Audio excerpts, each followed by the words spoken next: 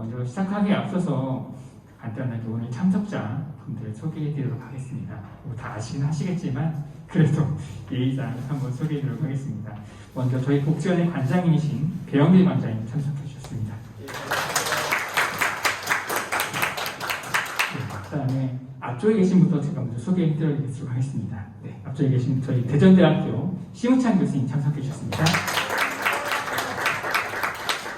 네, 대전보건대학교 이인표 교수님 참석해 주셨습니다. 그리고 그 외에 저희 예비사회자들과 직원들이 함께 참석해 주셨습니다. 오늘 한 분 소개해 드릴까요? 네, 그러면 우리 이인표 교수님 옆에 있는 우리 조명훈 예비사회자부터 소개하도록 하겠습니다. 네, 안녕하십니까. 저는 대전보건대학교 3학년 예비사회복지사 조명훈입니다. 감사합니다. 네, 안녕하십니까. 대전대학교 3학년 예비사회복지사 한준희라고 합니다. 잘 부탁드립니다.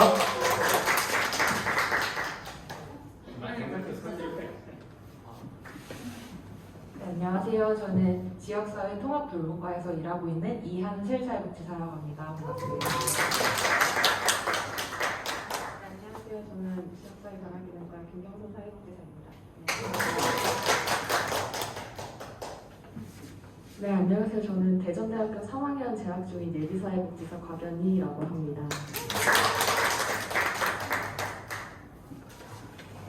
네, 안녕하세요. 저는 지역사회 변화기능과 현지 사회복지사입니다. 안녕하세요. 저는 한국침례신학대학교 4학년 장하은 예비사회복지사입니다. 안녕하세요. 저도 침례신학대학교 4학년 민예은 예비사회복지사입니다. 네, 지금까지 자기소개한 것 중에서 예비사회복지사들이 오히려 아마 가장 우렁찬 목소리로 소개한 것 같습니다. 아마 교수님들이 계셔서 더 긴장한 것 같은데요.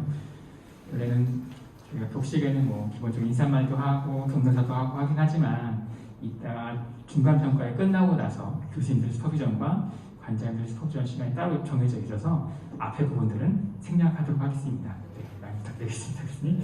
네, 그러면 바로 우리 신대신학대학교의 민예은 저희 5명의 예비사회복지사 중에서 저희 신대신학대학교 민예은 대표님이 나와서 진행하도록 하겠습니다.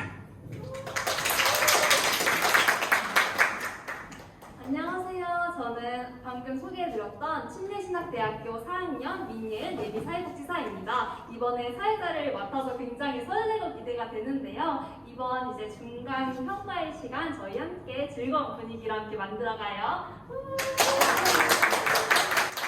저희 예비사회복지사들이 함께 모여서 구호를 외치고 시작을 하겠습니다. 예비사회복지사분들 잠시만 나와주시겠어요?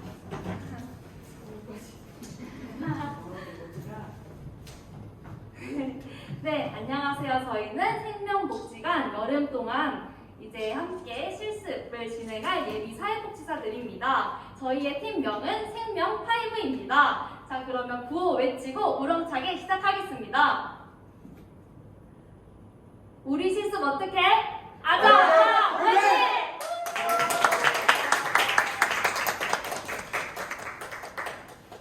네, 저희가 첫 번째 순서는 예비 사회복지사들이 생각하는 나에게 사회복지란 영상을 시청하시겠습니다. 해당 영상에는 5가지의 가치를 소개해드릴 예정인데요.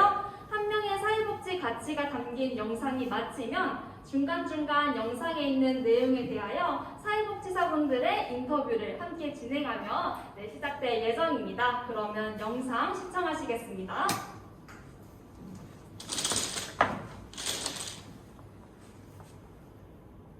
영훈아, 너 전공 바뀌었다며. 여기서 뭐해? 나 여기서 사회복지사 그래? 네가? 그거 어려운 사람을 도와주는 거 아니야? 그게 뭔데? 뭐 하는 건데? 내가 알려줄게. 들어봐. 제가 생각하는 사회복지는 전문성입니다. 앞서 보셨듯 아직 우리 사회의 다수의 인원들은 사회복지의 역할을 요양보의 역할과 혼동하는 경우가 많은 것 같습니다. 또한 사회복지를 공부한 사람들은 주변인들로부터 좋은 일로서의 가치에서는 우대를 받지만 경제적 측면에서의 경쟁력에서는 상반된 의견을 듣는 경우도 있는 것 같습니다. 불편을 겪는 사람들을 위해 좋은 일을 해야 하는 사람들이란 표현도 틀린 말은 아니지만 사회복지를 공부한 사람들은 자신이 전문직임을 잘 이해하고 우리 사회의 가치와 사회제도, 사회 문제들 속에서 이루어지는 상황을 파악할 수 있는 전문성을 갖춘 실력 있는 사회복지를 행할 수 있는 사람들이어야 한다고 생각합니다.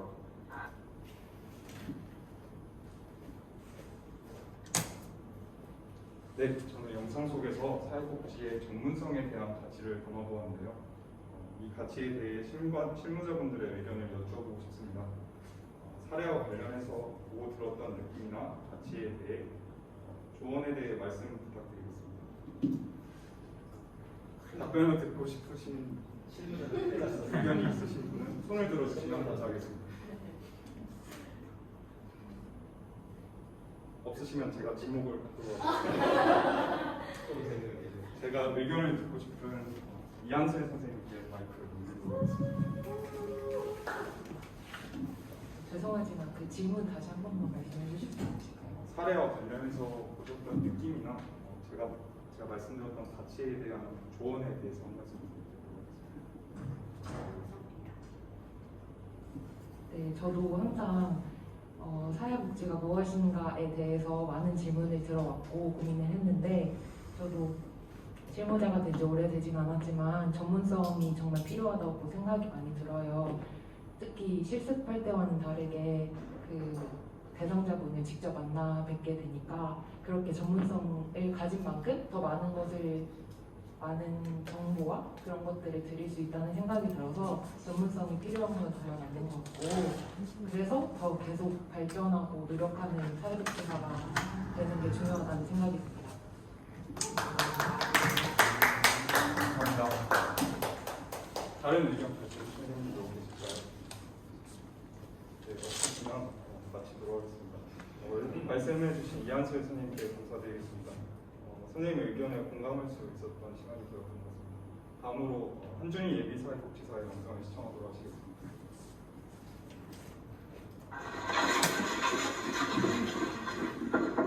네, 어르신 도시락 왔습니다. 어르신 잘 지내시죠? 들어가서 이거 좀 마셔봐. 아, 저 코로나 때문에 안 돼요. 제가 생각하는 사회복지는 소통입니다. 앞서 보셨듯이 코로나 팬데믹으로 인해 의사소통의 부재가 많이 발생하고 있습니다. 따뜻한 마음으로 정중한 소통을 매일 하게 된다면 좋은 관계를 맺을 수 있다고 생각합니다. 그리고 좋은 관계를 맺음으로써 이용자분의 욕구 파악이 용이하며 어떤 개입을 해야 하는지 알 수 있고 더불어 같이 성장하는 복지마을을 만들 수 있다고 생각합니다. 저는 코로나 위기를 함께 극복하고 소통을 이어나가는 사회복지사가 되고 싶습니다.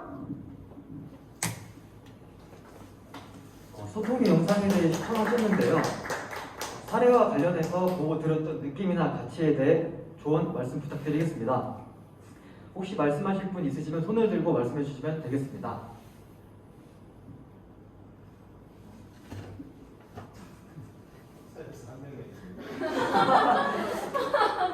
그럼 제가 의견을 듣고 싶어하는 현지 선생님께 마이크를 넘기도록 하겠습니다.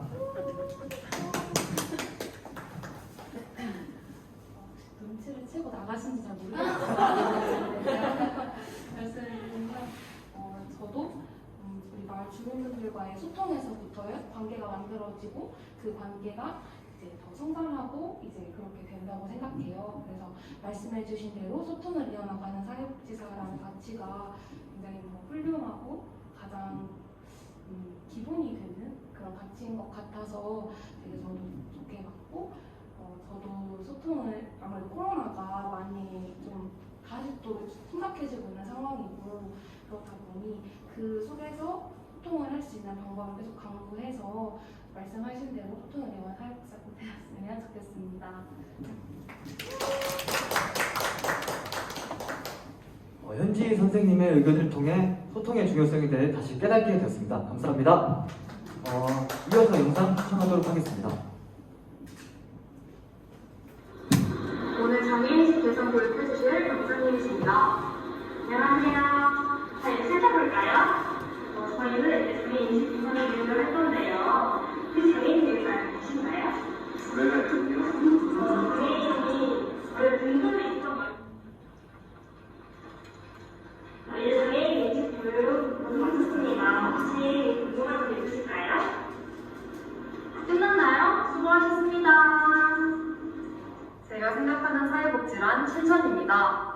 아무리 사회복지에 대해 깊은 전문성을 가지고 있다고 해도 실천하지 않으면 아무 소용이 없기 때문입니다. 사회복지는 실천으로부터 시작되고 실천으로부터 완성됩니다. 그러므로 저는 가지고 있는 전문성을 복지 당사자와 함께 사회복지를 실천하고 적용하는 사회복지사가 되고 싶습니다. 네, 저는 실천에 관한 실천에 관한 핵심 가치 요소에 대해서 이제 영상을 만들었는데요. 저는 이번에 특별히 이제 교수님께 한번 질문을 드리고 싶습니다. 혹시 사례와 관련돼서 이제 조언이나 소감 한 말씀 부탁드려도 될까요? 혹시 심우찬 교수님께서 마이크를 넘겨드리도록 하겠습니다. 너무 공감되는 부분입니다. 네, 처음에 이야기 나왔던 전문성, 그리고 두 번째 얘기 나왔던 소통, 이걸 우리가 머리로 아는 것으로만은 사회복지를 행할 수가 없죠. 네, 이게 소통이 우리가 기술적으로 열심히 듣고 말씀하신 욕구를 우리가 해결하려고 노력하고, 근데 그게 정말 진심 어린 제가 이거는 나중에 소감 얘기할 때 우리 학생들과 선생님들께 말씀을 드려야지 했었던 부분이긴 한데, 정말 우리의 코어에서 우러나오는 것이 적용되고 실천으로 이루어지지 않으면 그것은 사회복지라고 할 수가 없잖아요. 그래서 그런 핵심 부분에는 역시 내가 배운 것을 이거를 행동으로 옮겨야겠다, 배운 것을 가지고 변화시켜야 되겠다 하는 결심과 더불어 실제 움직이는 그 부분을 말씀을 주신 것 같아요. 그래서 정말 100% 공감이 되는 가치였습니다. 감사합니다. 교수님께서 말씀하신 것처럼 진심을 다해 실천하는 이제 예비 사회복지사가 되도록 노력하겠습니다. 이제 다음으로는 박연희 예비 사회복지사님의 영상을 시청하시겠습니다.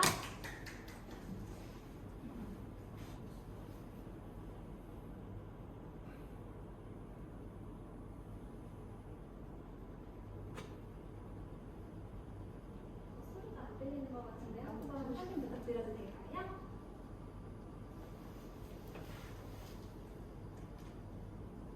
소리가 많이 줄여져 있네요.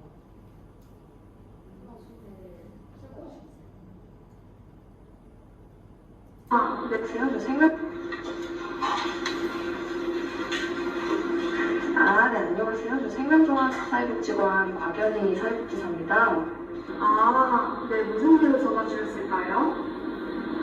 네, 이번에 저희 기관에서 주민 조직화 사업 때문에 관련해서 협조 요청 드리려고 연락드렸는데요. 지금 담당자가 자리에 안 계시거든요. 내일 오전 중으로 다시 연락드리겠습니다. 또 한 건데? 자료를 요청하거나 도움을 구할 때 그 과정이 평탄하지만은 않습니다. 하지만 이런 협력과 참여가 없으면 사회복지는 실현될 수 없습니다. 그래서 제가 생각하는 사회복지는 연대입니다. 절대로 혼자서 할 수 없습니다. 사회복지 실현을 위해서는 지역 주민이 힘을 실어줘야 하고 구성원의 가치를 공유해야 하며 내가 직접 할 수 없는 부분을 메꿔줄 또 다른 전문가들이 있어야 합니다. 빨리 할 수 없어도 함께 가야 하고 동의를 얻어가며 나아가는 과정입니다. 이것이 제가 사회복지를 연대라고 생각하는 이유입니다. 그 안에서 저는 이들을 연결하고 연대를 촉진하는 사회복지사가 되고 싶습니다. 네, 제가 생각하는 같이 연대인데요. 이렇게 큰 화면으로 제 얼굴 보니까 굉장히 낯서네요. 네, 저희가 영상으로 준비를 해서 계속 하고 있는데 아무래도 저희 복지관의 비전이 영상으로 소통하는 것이 그중 하나이기 때문에 그렇게 준비를 했습니다. 잘 보고 계실지는 모르겠지만요. 네, 그래서 저는 이 가치에 대해서 또 여쭙고자 하려고 이제 똑같이 준비를 했는데 이제 저도 사회복지사 선생님께서 남지 않으셨습니다. 네, 심우찬 교수님께 질문을 드리려고 했는데 네, 먼저 여쭤봐 주셔서 저는 이민표 교수님께 한 말씀 여쭙고자 하겠습니다. 비슷한 사례가 있으시다거나 아니면 저에게 하고 싶은 조언이 있으시다면 간략하게 해주시면 감사하겠습니다. 실물보다 훨씬 영상이 잘 나온 것 같습니다. 너무 예뻐요. 저도 그 연대에 대해서 굉장히 중요하다고 생각을 하고요. 어떤 다른 사람들과의 연계뿐만 아니라 그걸 유지하는 그런 지속성 이런 것들도 상당히 중요하다고 생각을 합니다. 연대는 사실 여러분들이 갖고 있는 여러 가지 지식과 기술을 가지고 주변에게 요구하거나 청하면 다 연대가 될 수 있고 이렇게 할 수 있잖아요. 근데 한 번 맺은 그 연대와 연계 또 뭐 자원 동원 이런 것들을 지속적으로 유지할 수 있는 그런 마인드와 가치관이 같이 공존해야 한다라고 저는 판단을 합니다. 그래서 여러분들에게 그런 지속성, 유지 이런 것도 전문적인 가치로 꼭 갖춰주시길 부탁을 드립니다. 고맙습니다. 감사합니다. 지속과 연대, 연속성 꼭 기억하도록 하겠습니다. 다음 사례인 장하은 선생님의 사례를 시청하도록 하겠습니다. 선생님, 저희가 이제 도움을 드리지 못할 것 같아요. 아쉽네요. 그래도 저희가 연락드릴게요. 선생, 동결된 민영님 진짜 사업 알려줄 거예요. 좀 어렵지 않을까요? 제가 생각하는 사회복지는 존엄성입니다. 이 영상에서는 클라이언트를 존중하기보다는 상황을 받아들이는 것을 부탁하는 느낌이 있습니다. 모든 사람은 조건만 존재이고 스스로 결정할 수 있는 권리를 누리는 것을 당연하게 생각해야 한다고 생각합니다. 존중을 바탕으로 하는 관계를 맺고 서로 존중해야 합니다. 클라이언트와의 관계에서도 클라이언트의 자기 결정권을 존중하는 것이 복지의 실천이라고 생각합니다.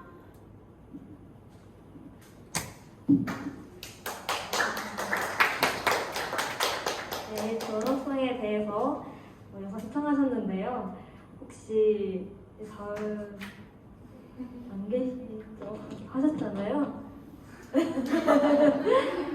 그러면 부장님께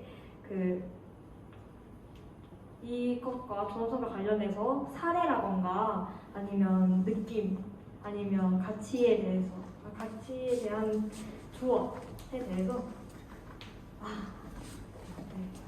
오셨네요. 앉아요. 잘했어요. 좋은 타이밍 왔어.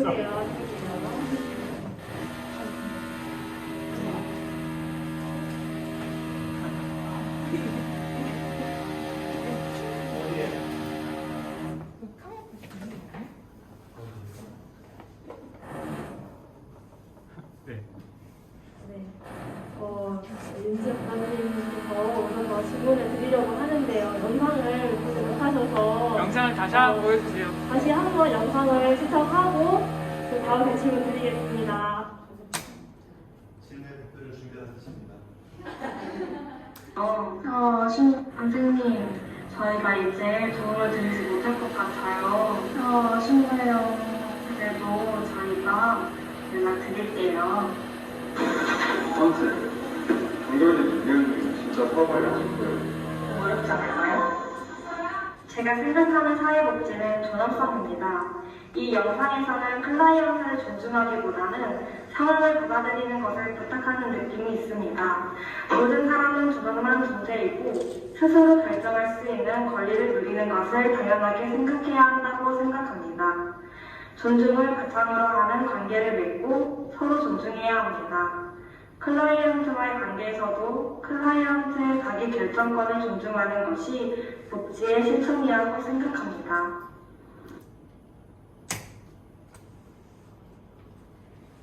네, 영상 또 보셨지만 질문을 드리기 위해서 왔습니다. 혹시 윤지 과장님께서 생각하는 이 존엄성에 대한 내용에서 사례나 아니면 느낀 점이나 아니면 조언하실 수 있는 말씀 부탁드립니다.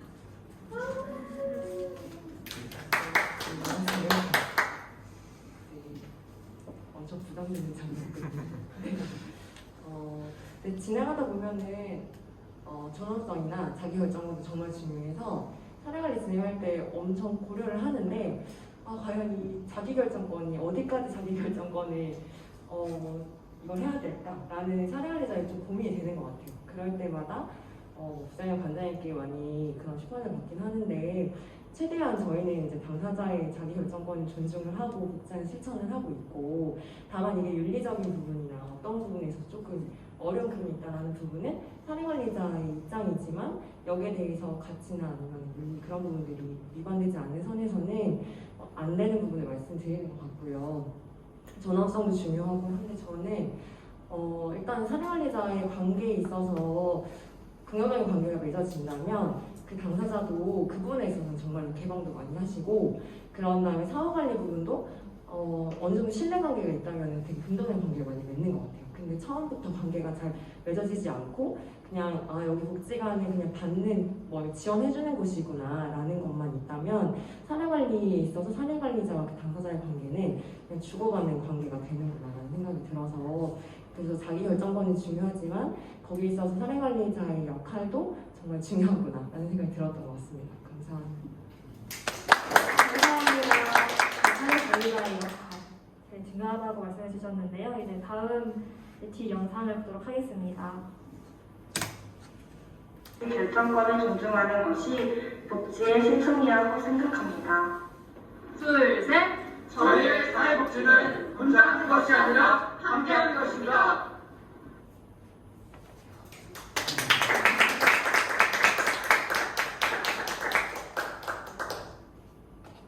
수준이 없기 때문입니다. 잠깐만요, 진짜 죄송한데. 아니, 그분이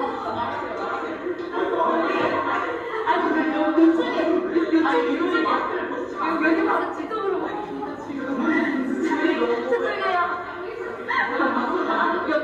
여기 계시면 안 보여요.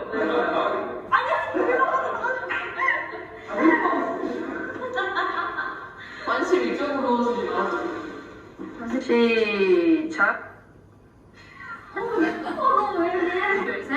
저희의 사회복지는 혼자 하는 것이 아니라 함께하는 것입니다. 제가 안 들어왔는데 질문하시면 어떡하나 진짜요? 저 아직 들어오고 있는데 질문을 해버리셔가지고 지금까지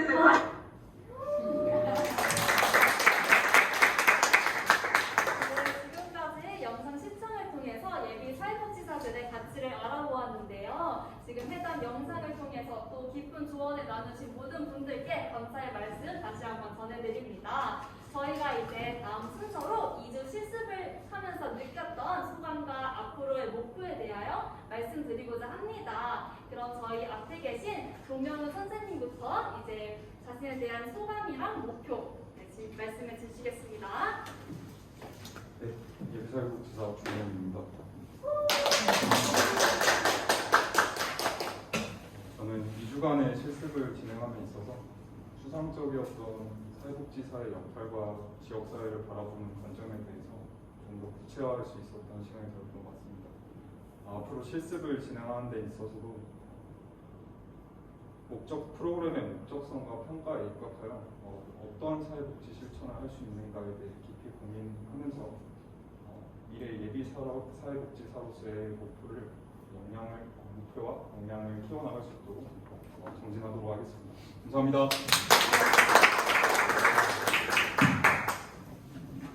저는 처음 해보는 2주간의 실습을 통해 학교에서 배운 이론들이 현장에서 어떻게 실제로 어떻게 적용되는지 알게 되었고 제가 부족하고 노력해야 하는 부분들이 무엇인지 알게 되었습니다.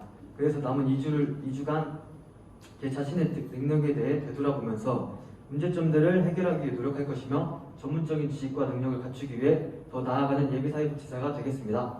감사합니다. 네, 예비사회복지사 곽연희입니다. 저 같은 경우에는 앞에 말씀하신 선생님들의 내용에도 굉장히 동의를 하고 있습니다. 사회복지사가 되기 위한 준비를 50%는 이제 학교에서 교수님들과 함께 하고 나머지 50%는 현장에서 저희 많은 선생님들과 슈퍼바이저 선생님과 그리고 관장님 등 다양한 현장에 계신 분들과 마무리하는 것이라고 생각을 합니다. 예를 들어서 저희가 우정이라는 개념을 배우고 그 글자의 형태를 안다고 해서 우정이 진짜 뭔지 바로 아는 건 아니잖아요. 사회에 나가서 친구를 사귀어 보고 복잡한 경험들을 해봐야 그걸 알 수 있듯이 실습을 하면서 그런 과정을 갖추는 것이라고 생각이 들었습니다. 정말 그리고 제가 처음에 이곳에서 실습을 하기로 마음 먹었을 때 생각했던 저희 기관의 가치관이나 이런 모습들이 실제로 와서 보았을 때 그대로였던 것 같아서 그 점도 굉장히 행복하게 생각을 하고 있습니다. 앞으로는 이런 가치관에 대한 고민들을 바탕으로 사람을 바꿔가는 것보다는 상황을 바꿔서 사람이 그 안에서 더 잘 살도록 하는 그런 사회복지를 만들어가기 위해 어떻게 해야 하는가에 대한 고민을 조금 더 해보는 시간을 2주 동안 보내도록 하겠습니다. 감사합니다.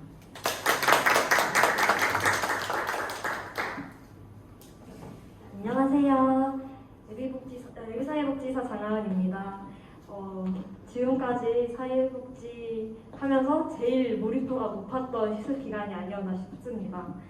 저는 지금까지 시술기간 동안 사회복지에 대한 새로운 가치관을 좀 알 수 있게 되었고 또 사회복지 실천에 관한 다양한 시각을 갖게 되었습니다. 그래서 남은 시간 동안 사회복지를 실천하는 데에 가치관을 제대로 정립하고 사회복지 역량을 강화하기 위해서 도전을 하면서 노력하는 예비사회복지사가 되겠습니다.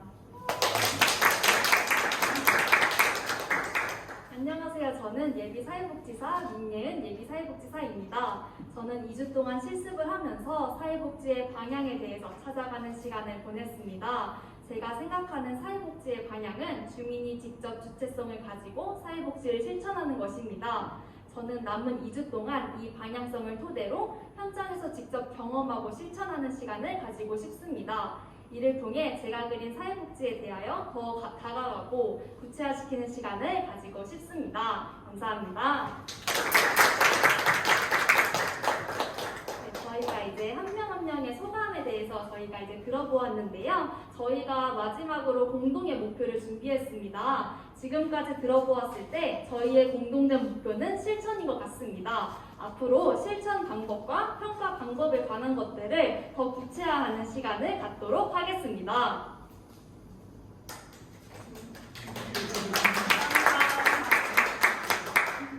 네, 그래서 이제 저희가 저희의 실습 소감과 목표에 대해서는 이렇게 마쳤고요. 혹시 저희가 부장님께도 하나의 질문을 드리고자 합니다. 네, 저희가 2주 동안 예비 사회복지사들을 지도하면서 어떤 느낌을 받으셨고 앞으로 어떤 점을 더 보완하였으면 좋겠는지 한 말씀 부탁드려도 될까요?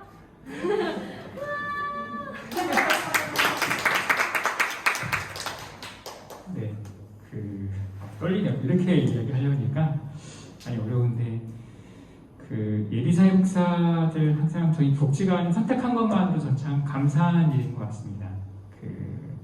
대부분의 학교에서 저희 복지관의 평을 들어보면 생명복지관을 선택한다라는 거는 어쨌든 무언가가 되게 힘든 곳에 가는 곳 이런 선택에 대한 부분들이 많이 있는데 또 저희가 실습이 그렇게 호락호락하지도 않고 제가 종종 예비사회복지사를 얘기하는 게 만약에 제가 학생으로 돌아가서 여기에 다 실습하라고 한다고 하면 저는 안 할 거다라고 이야기를 합니다.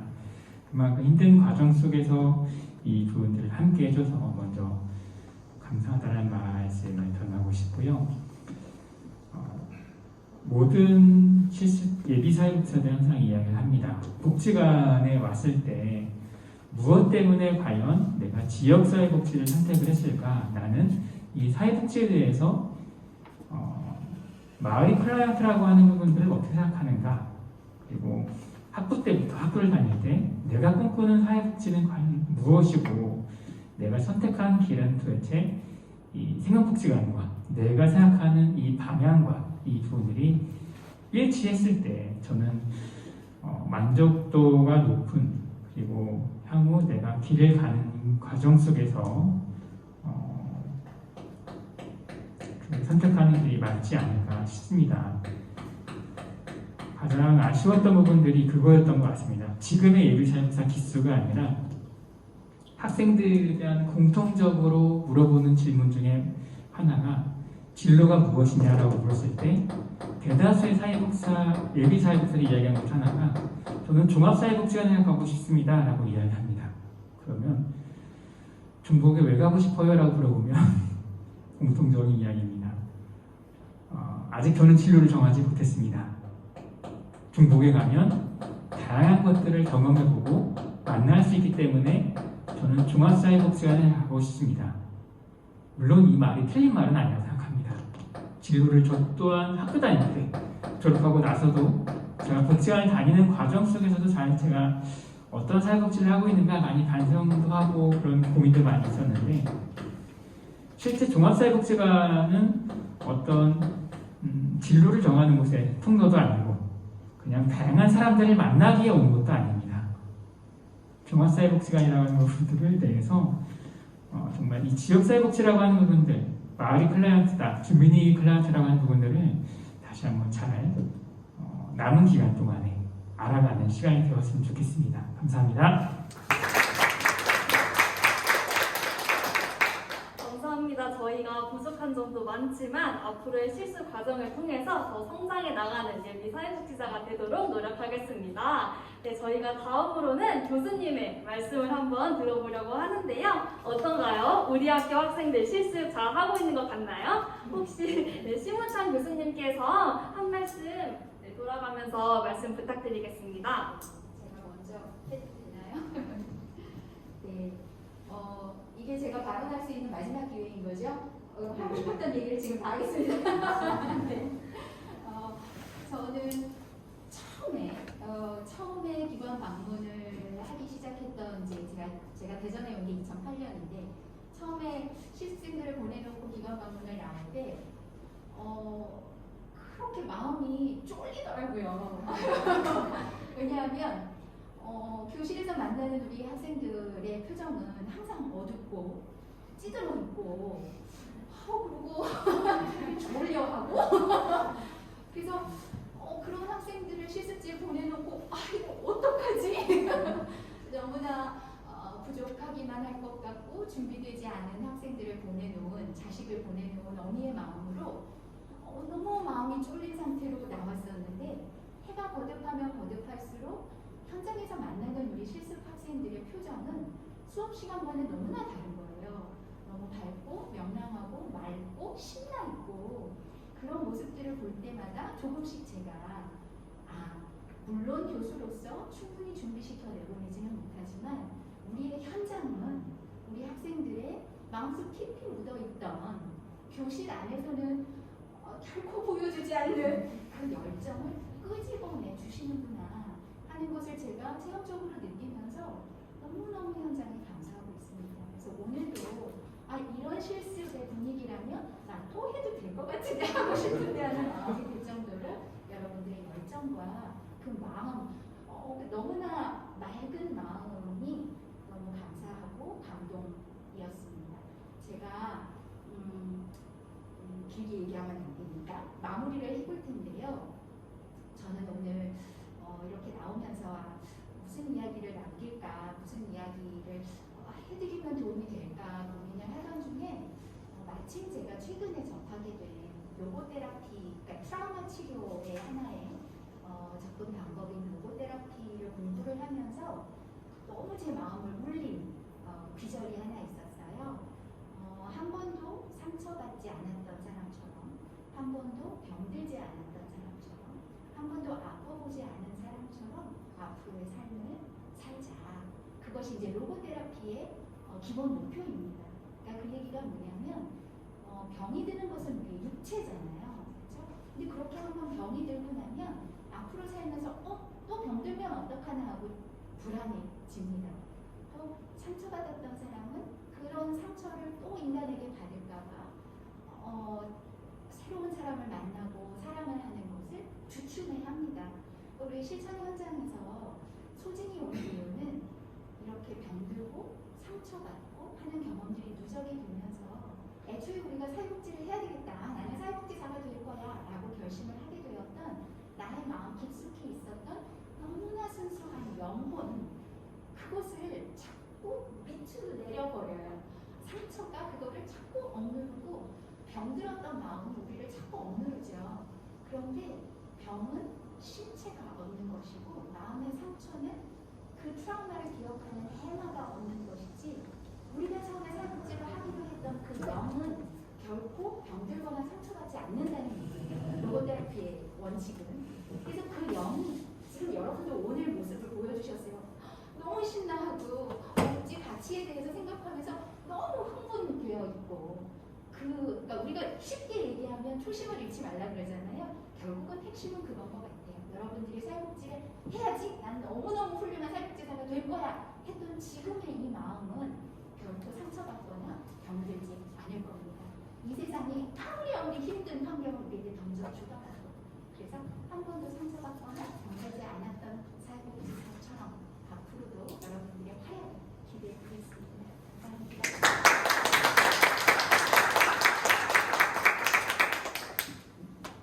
네, 교수님께서 좋은 말씀 잘 해주셔서 제가 아마 특별히 드릴 말씀은 없지만 사실 오늘 이 자리에 와서 우리 실습생 여러분 5분을 뵈니까 여기 원래 선발 기준이 미모순이었나요?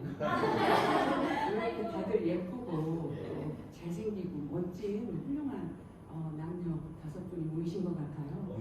그리고 엄청 많이 고르신 것 같고 또 뭐 여기서 밝히긴 좀 그렇지만 저희 학과에서 넘버 1 탑이에요. 그런 학생들만 여기 다 모여 있는 것 같아서 일단은 실습 자격 요건부터 잘 선발하신 것 같고요. 그리고 오늘 평가하는 걸 이렇게 보면서 평가라기보다도 이제 발표를 하신 건데 한 시작이 반이니까 이제 반 정도는 잘 실천하셨다고 보고요. 이제 당부드리고 싶은 말씀은 남아있는 기간 동안에 더 배워야 될 것들, 개선할 점들 이런 것들 학교에서 말이죠. 교육과정 속에서 그런 것들을 교수님들은 듣고 싶어 하세요. 항상 실습 지도 나가보면 학생들 중에 이런 말을 해요. 학교하고 현장하고 너무 달라요 교수님. 우리도 알고 있어요. 이론과 실제가 너무 다르다는 거를. 그래서 순회지도 갔다 오면 그러면 나중에 돌아오면 얘기를 해줘. 뭘 더 가르치면 되겠니? 하고 이제 학생들한테 물어보죠.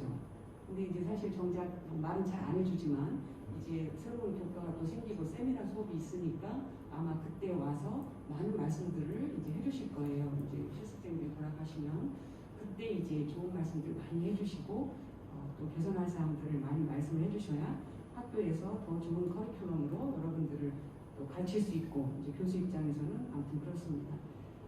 그리고 아까 그 변화를 시키는 것이 우리 어떤 사명인 것 같다. 어떤 성과 위주가 아니라 좀 뭔가 사람들을 좀 변화시키는 그것이 가장 큰 목적이라고 저도 생각을 하고요. 다양한 서비스를 제공하기 위한 그 실무 기술들을 많이 익히셔서 나중에 훌륭한 여기 직원들과 똑같은 그런 사회복지사가 되시면 참 좋겠습니다. 오늘 이런 자리 마련해 주신 우리 반장님, 또 부장님, 실습생 여러분, 또 직원분들 너무 고맙습니다. 감사합니다.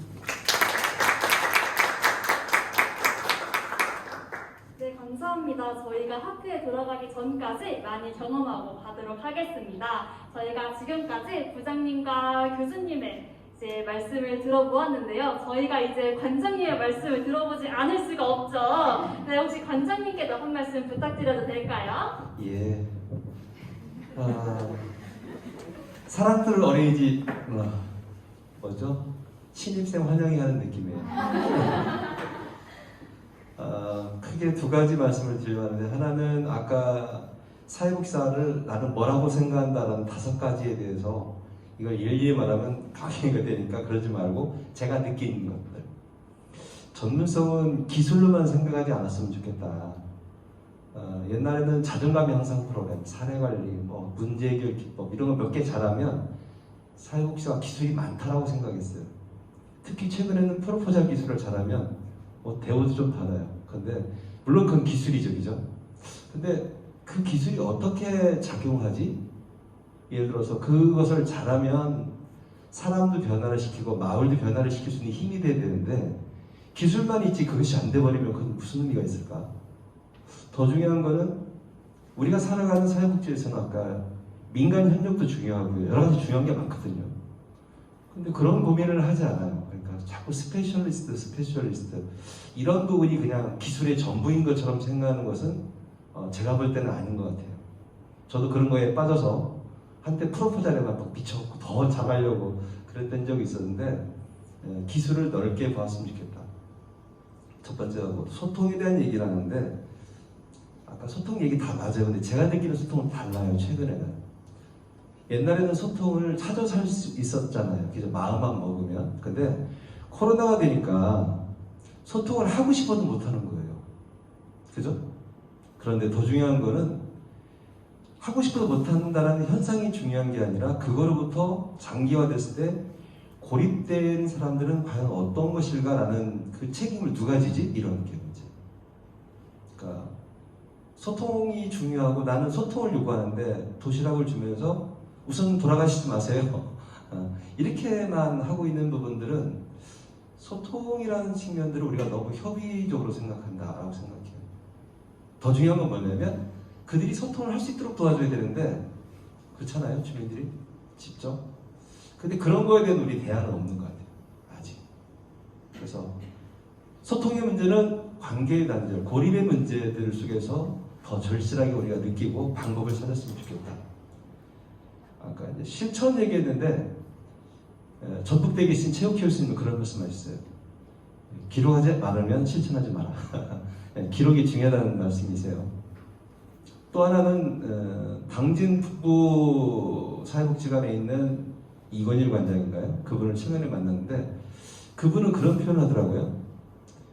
이제는 실천을 기록하는 방법이 바뀌어야 된다. 사회복사의 언어, 문법에서 이제는 영상이란 거로 바뀌어야 된다라고 그분은 주장하시는데 저는 그분 말씀에 동의해요. 우리의 일방적인 기록의 방식을 가지고는 소통하기 힘들다. 그리고 우리들의 기록 방식이다. 주민을 위한, 우리가 복장이 30년이 됐으면 30년의 30년의 기록을 공유해야 되잖아요. 근데 우리는 5년 지나면 다 폐기시키거든요. 저 머릿속에만 있지, 여기 우리 10년차, 10몇 년 차 윤재 과장까지 우리 예원 선생님 기록이 몇 년이에요? 그러니까 기록은 상대적으로밖에 없는 거예요. 사라지죠 또. 저는 영상이라는 곳에 영상의 눈높이, 어르신들이 오래된 드라마를 봐도 몇십 년이 지나도 기록하는 영상의 힘으로 우리 실천들을 기록해야 되지 않을까라는 생각을 해봤습니다. 연대 하는데 되게 놀랐어요. 우리 젊은 사회복지사들이 연대를 얘기한다. 희망적이기도 하고 어렵기도 한데요. 연대는 왜 생길까? 어떻게 생길까 생각을 해봤어요. 잠시. 어떻게 생길 것 같아요? 기관장이 먼저 생명복지관만 잘해야지 라는 개별 기관의 성과 중심을 내려놓지 않는 한 연대는 저는 어렵다고 생각해요. 생명복지관이 평가받고 생명복지관이 위탁받고 그러는 거지 다른 연대로 위탁받고 평가받지 않거든요. 그러면 개별 기관의 한계, 생명복지관만 잘한다고 주민들이 마을이 바뀌지 않는다. 이걸 자각하고 인정하는 게 시작인데 되게 인색합니다. 우리 복지관만 잘하면 돼요. 지금. 그러니까 연대는 더 어려워요. 말로만 연대인 경우가 거의 대부분이에요. 네트워크도 마찬가지예요. 그래서 개별기관의 한계들을, 개별기관 중심의 부분들을 어떻게 극복할 건가라는 게 중요한 것 같아요. 또 놀라운 게 존엄성을 얘기하더라고요. 제가 인권 얘기 한번 했었죠, 그죠? 여러분 담론할 때. 근데 그 너무 어려우니까 제가 여러분들 그 실습 일지에 제가 그 표현을 썼는데 기억하시나 모르겠습니다. 주민이 일방적 수혜자에서 참여자가 된다면 어떤 것일까요? 이렇게 했었던 기억이 나요. 매일 만나는 독거어르신이 도시락 고마워, 윤재 과장 고마워, 도시락을 먹을 때마다 고마움을 표현하죠. 그런데 그 어르신이 80몇 살의 인생에 어른으로서의 주민으로서 어른으로서의 역할의 부분들은 없죠. 무엇인가를 수혜받는 사람으로서의 감사함만 있죠. 존엄이라는 거는 저는 참여할 때 생기는 것 같아요. 아무리 좋은 거를 자식이 부모를 평생 이렇게 돌봤잖아요. 근데 부모들이 나이 들어서 자식의 몇 해 도움을 받으면 되게 미안해요. 역할을 드려야 돼요. 내 부모든 지역 주민이든 어르신이든 독거어르신이든 장애인이든 그 누구든 참여의 역할로 우리는 그들을 바라보고 함께한다는 생각이 어거지로 훈련되지 않으면 우리 일상이 안 되기 때문에 그건 되게 쉽지만은 또 않은 일이에요. 그래서 수혜자에서 참여자 또는 지역 구성원 당사자 이런 부분들을 어떻게 찾아드릴까라는 생각을 여러분들이 이제 했던 거에 대한 저의 의견이고요. 그리고 이제 우리 사회복사 현장에 있는 분들하고 예비 사회복사라는 표현을 썼잖아요. 실습생이라는 말을 말로는 제가 못하게 합니다. 그거는 상호주의적이지 않아요. 갑을관계예요. 그래서 교수님 계시지만 가서 학교의 명예를 더럽히지 말고 관장님 말씀 잘 듣고, 저는 그런 말에 별로 오자마자 저희 그 얘기거든요. 그러지 말라고, 말 잘 듣지 말라고. 그리고 학교의 명예 그래서 더럽혀지는 거 아니니까 와서 조심하고 말 잘 듣고 레포트 잘 내고 그렇게 하고 돌아가지 말라고 저는 얘기를 하거든요. 그런데 그거는 그거이고, 아까 생명복지로 선택해준 여러분이 고맙다라고 했는데, 저는 우리 현장에 있는 사회복사에 그런 얘기를 하고 싶어요.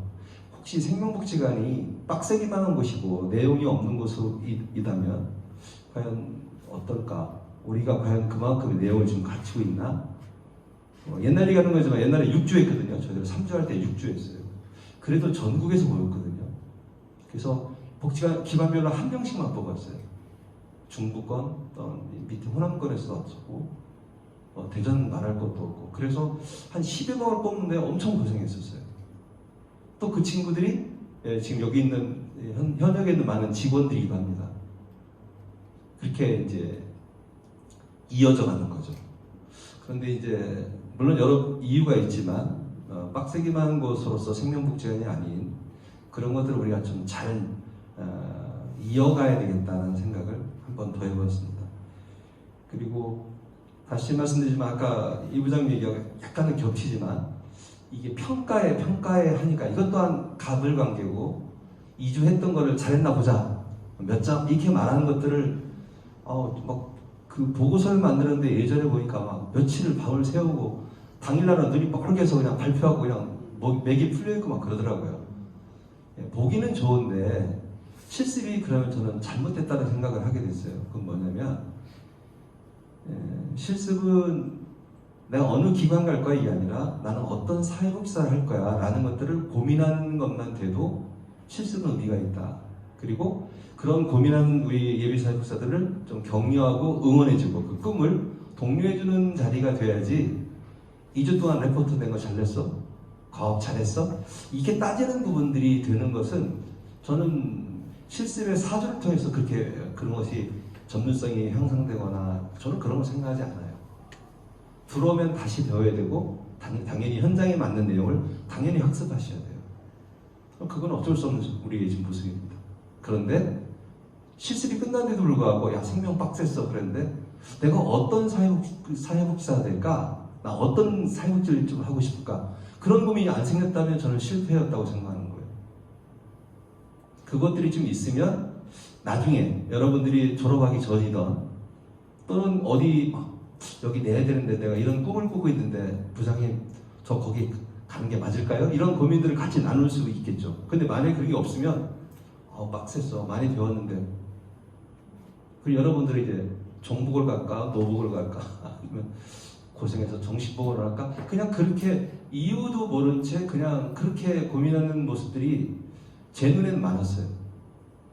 어떤 사회복지를 꿈꾸는지 그런 거에 대한 고민들이 조금 더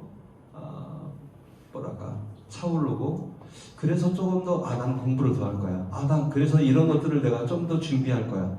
그래서 첫 직장이 중요하다. 제 얘기 결론은 여러분이 꼭 원하는 그거가 연결된 것으로 첫 직장을 잡으시고 거기에 맞는 자기를 준비하는 그래서 내 꿈 가까이 가는 거잖아요. 힘들어도 그래야지 힘들어도 버틸 맛도 나고 저는 그런다고 생각이 됩니다. 그래서 어쨌든 저는 앞으로도 이제 평가 이런 말들보다는 어떻게 보면 우리 예비 사회복사의 꿈을 응원해주는 프로젝트 2주 전반기 프로젝트 후반기 프로젝트 이런 개념으로 돼서 이런 우리 어떤 실습의 기간들이 진행되기를 바랍니다. 수고하셨습니다. 저희가 관장님께서 주신 답변에 대해서 더 고민하고 성장해 나가는 예비 사회복지사가 되도록 노력하겠습니다.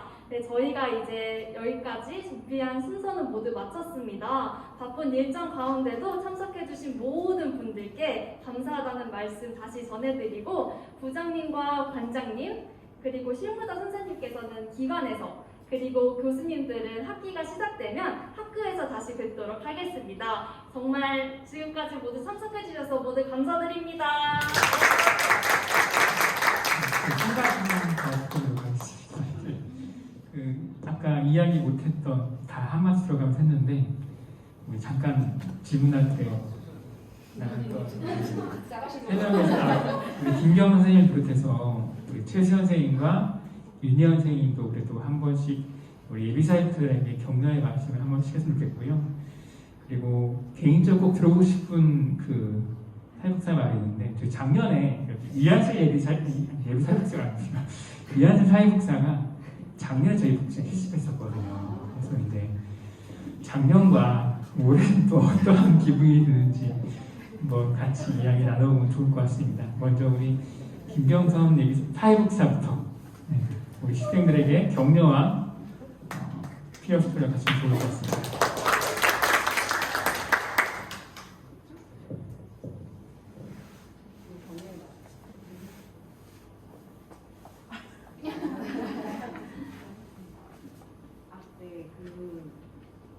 이렇게 기관에 오셔서 이렇게 예비 사회복지사로서 실습하는 모습을 보니까 저도 옛날 조금 너무 오래된 얘기지만 그런 부분이 좀 떠오르는데요.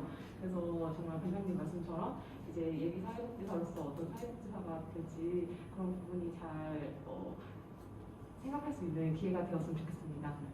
파이팅!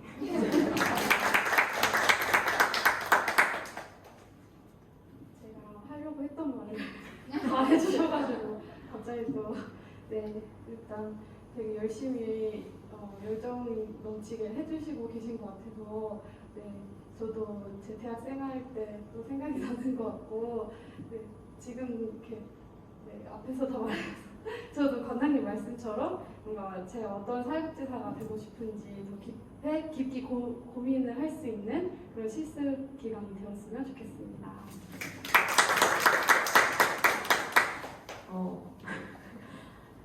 저도 다 얘기해 주셨지만 항상 저 퇴근할 때보다 더 늦게 가시더라고요. 저도 늘 열심히 하지만 저보다 더 이렇게 열정적으로 늦게까지 이렇게 남아서 열심히 해주시는 모습이 너무 저도 배워야겠다 오히려 이런 생각을 했고 저도 작년에 이제 한슬쌤 보고 여기 선생님들 보는데 항상 밝은 에너지가 진짜 넘치는 것 같아요. 저 옆에서 전화 통화하셨는데 너무 상큼하게 잘 통화하시는 거예요. 그래서 나도 어르신께 저렇게 귀엽고 깜찍하게 좀 통화 좀 해야겠다 이렇게 반성도 했는데 그런 모습이 너무 보기 좋았고 저 역시도 항상 일을 하고는 있지만 그 복지사로서 고민은 계속 하고 있는 것 같아요. 그래서 같이 이렇게 의논도 하고 저도 많이 여쭤볼 거고 선생님들도 궁금한 거 있으시면 많이 물어봐 주시고 끝까지 화이팅 하시길 바랍니다. 감사합니다.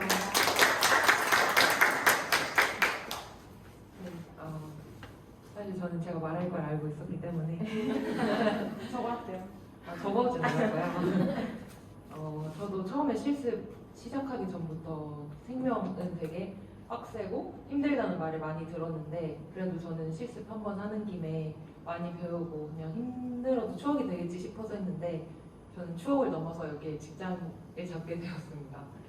저는 근데 그 시간이 저는 진짜 힘들긴 했지만 꼭 필요한 과정들이었다는 생각이 지금도 들고 그때 영상 편집이나 그런 거의 중요성을 느끼고 많이 스스로 배우기도 했고요. 그리고 그 실습이랑 지금이랑 차이점을 많이들 물어보시는데 사실 실습 때는 주어진 과제를 위주로 하면 됐었는데 실무자가 되고부터는 그걸 프로그램들을 모아서 더 큰 시각으로 바라봐야 된다는 생각을 계속 하게 되더라고요. 어쨌든 그 프로그램의 목적이나 목표를 계속 생각해야 되고 그러다 보니까 더 많은 생각을 해야 되는 자리라는 생각이 들고요. 그리고 그리고 또 뭐가